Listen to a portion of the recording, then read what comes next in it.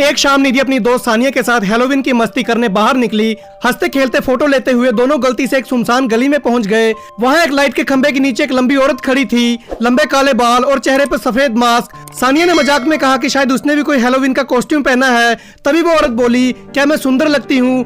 निधि ने तो डर के मारे हाँ बोल दिया, लेकिन सानिया ने हंसते हुए उसे मना कर दिया। अगले ही पल उस औरत ने मास्क उतारा। उसका मुंह दोनों कानों तक फटा हुआ था। इससे पहले कि निधि और सानिया कुछ समझ पाती, उसने सानिया को पकड़कर अंधेरे में घसीट लिया।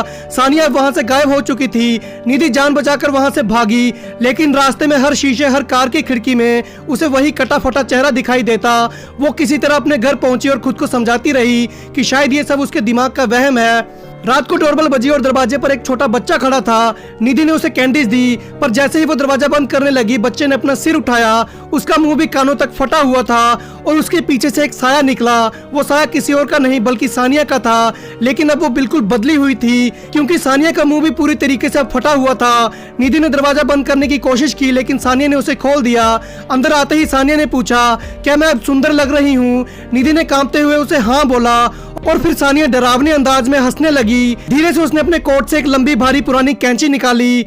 निधि भागने के लिए मुड़ी, लेकिन फिसल कर गिर पड़ी। अगले ही पल सानिया निधि के ऊपर थी और वो बोली कि तुमने मुझसे झूठ बोला, अब तुम्हें भी मेरे जैसे बनना होगा। उसने कैंची निधि के गाल पर रख दी और डर के मारे निधि की चीख गले में ही दब गई।